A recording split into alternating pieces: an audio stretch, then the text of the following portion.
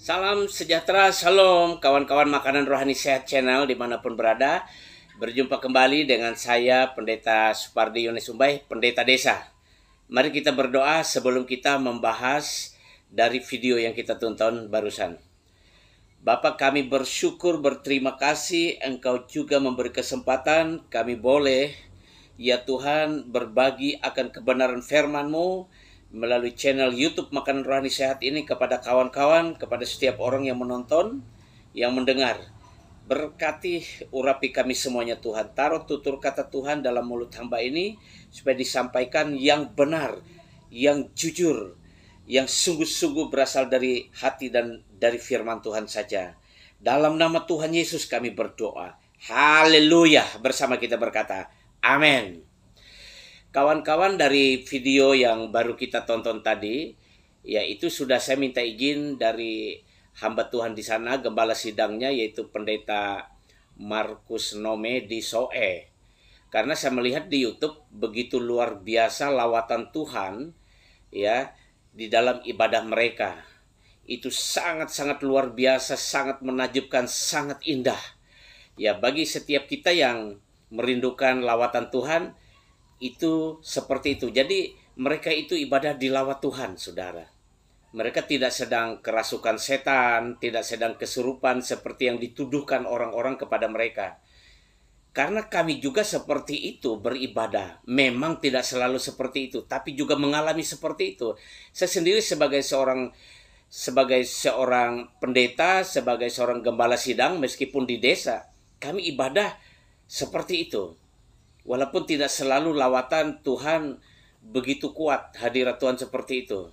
Tapi saya tahu kami mengalami itu. Sebab itu saya harus memberi kesaksian ini juga. Karena ini bagian dari tanggung jawab sebagai hamba Tuhan untuk memberitakan kebenaran. Karena banyak berita-berita atau hal-hal yang disampaikan melalui YouTube itu tidak benar.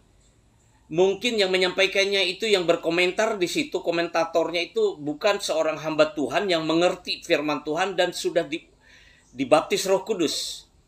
Jadi penyampaian itu banyak yang menyerong, salah.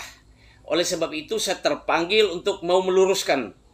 Ya, jadi para pendengar, kawan-kawan Makan Rohani Sehat Channel, jadikanlah channel ini sebagai perbandingan, Dan saya, apa yang saya sampaikan sesuai Alkitab kita, dan saya bertanggung jawab di hadapan Tuhan dengan apa yang saya sampaikan. Jadi supaya para pendengar, kawan-kawan Makanan Rohani Sehat Channel tidak ragu-ragu apa yang saya sampaikan. Saya bertanggung jawab sepenuhnya di hadapan Tuhan Yesus Kristus dengan apa yang saya sampaikan. Karena niat saya meluruskan yang benar supaya benar. Penyerongan akan kebenaran firman Tuhan harus diluruskan supaya semua orang tahu kebenaran, supaya semua orang diselamatkan, supaya semua orang mengerti Roh Kudus, mengerti lawatan Tuhan, mengerti karunia-karunia Roh Kudus. Itu saja yang saya rasa Tuhan taruh tanggung jawab dalam hidup saya. Nah, sebab itu video tadi adalah video yang benar-benar dilawat oleh Tuhan. Mereka dalam hadirat Tuhan yang begitu kuat, hadirat Tuhan yang begitu dahsyat, hadirat Tuhan yang begitu hebat.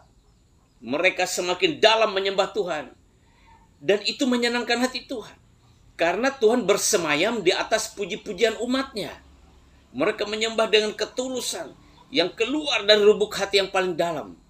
Ya, nyanyian yang dinyanyikan adalah nyanyian-nyanyian baru, nyanyian-nyanyian yang bersuka cita memuji Tuhan, mengagungkan Tuhan, dan itu berkenan bagi Tuhan.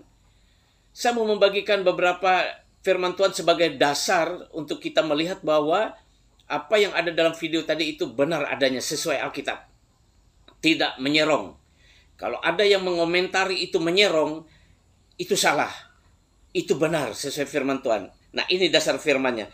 Saya langsung saja baca dari Kisah Rasul pasal 2 ayat 1 sampai 4. Kisah Rasul pasal 2 ayat 1 sampai 4 saya bacakan.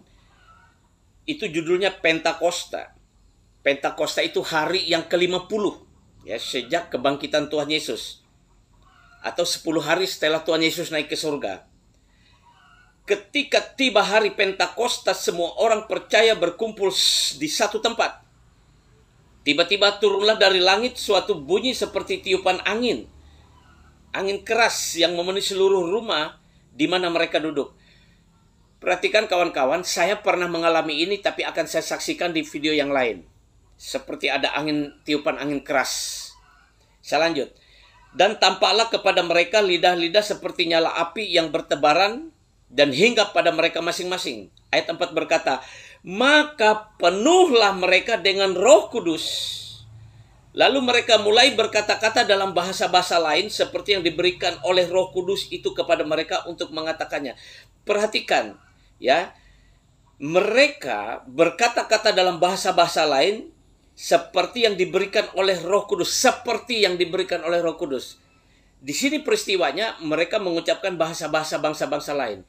Tapi kalau Roh Kudus memberikan orang berbahasa roh, maka orang pun berbahasa roh. Ketika Roh Kudus turun memenuhi orang itu, si karaba-raba, itu adalah karunia dari Roh Kudus. Dan karunia yang diterima oleh orang percaya itu dikembangkan.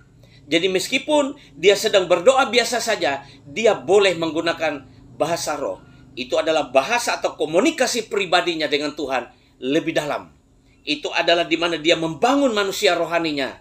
Dia berbahasa roh, berbicara dengan Tuhan. Jadi tidak ada yang sesat di situ. Nah, kemudian kita lihat di ayat 17 dan 18 dari Kisah Para Rasul pasal 2 ini. Saya bacakan baik-baik, perhatikan baik-baik. Petrus mengutip dari kitab Yoel, apa yang dinubuatkan oleh Nabi Yoel, ketika Petrus berkhotbah, Rasul Petrus maksudnya, ayat 17 berkata, akan terjadi pada hari-hari terakhir, demikianlah firman Allah, bahwa aku akan mencurahkan rohku ke atas semua manusia. Maka anak-anakmu, laki-laki dan perempuan akan bernubuat. Dan teruna-terunamu akan mendapat penglihatan. Dan orang-orangmu yang tua akan mendapat mimpi. Juga ke atas hamba-hambaku laki-laki dan perempuan akan kucurahkan rohku pada hari-hari itu. Dan mereka akan bernubuat. Artinya apa? Ketika hadirat Tuhan begitu kuat, lawatan Tuhan terjadi, Roh Kudus memenuhi umatnya, seperti dalam video tadi. Yang terjadi itu apa? Adalah perkara-perkara supranatural, perkara-perkara ilahi yang ajaib terjadi. Orang bisa bernubuat, orang-orang bisa mendapat penglihatan, orang-orang menerima karunia-karunia bahasa roh, orang-orang bisa ada yang bernubuat, orang-orang bisa menyanyi dengan begitu kusuk, begitu mendalam, sampai pergerakan mereka itu ya di dalam kendali dan kuasa Roh Kudus, karena mereka begitu menikmati hadirat Tuhan dan begitu bersekutu dengan Roh Kudus, dan Roh Kudus berkuasa atas mereka. Jadi ibadahnya itu tidak kacau. Tidak kacau, itu tetap terkendali. Karena setelah mereka ibadah tidak ada yang dirugikan. Tidak ada yang disakiti. Setelah mereka beribadah tidak ada kutuk, sumpah serapah. Walaupun memang di dalam kehidupan sehari-hari mereka banyak menemui masalah. Tapi saya mau katakan, ibadah itu tidak sesat yang seperti itu. Itulah ibadah yang dilawat Tuhan. Karena mereka berdoa, bahkan sampai berpuasa, mereka merindukan dilawat Tuhan. Seperti kami di desa ini juga beribadah itu, berdoa, kami rindu dilawat oleh Tuhan. Dan pada waktunya Tuhan melawat. Jadi perhatikan. Itulah ibadah yang hidup hari-hari ini. Itulah gereja yang hidup hari-hari ini.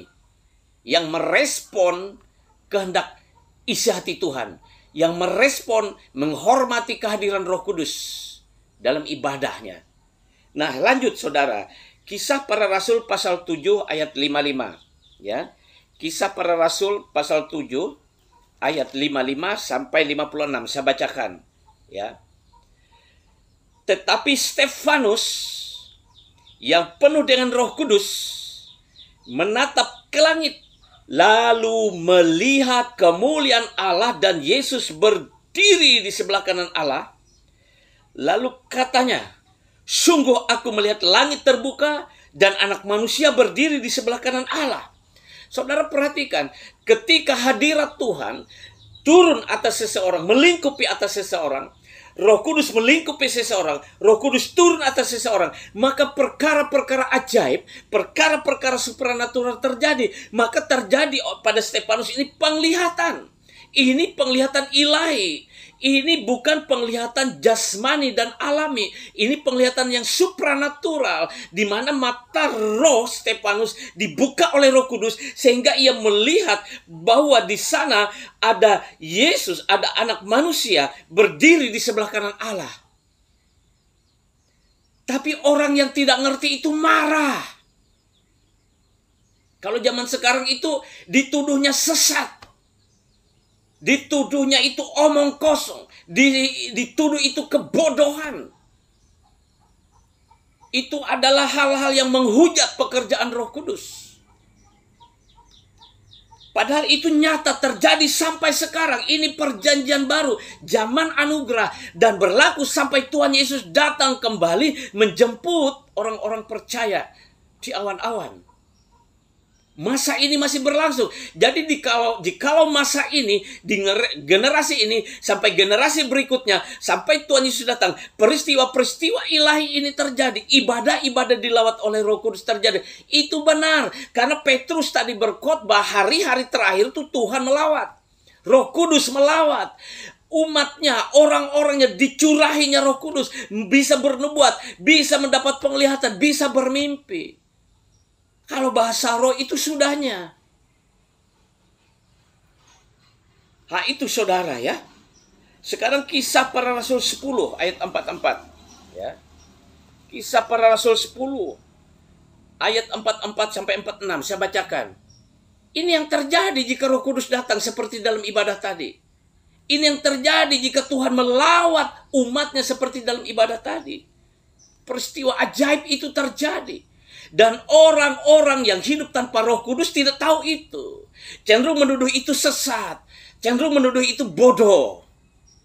Bertobat orang-orang itu. Kisah Para Rasul 10 ayat 44 sampai 46. Saya bacakan untuk kita ya.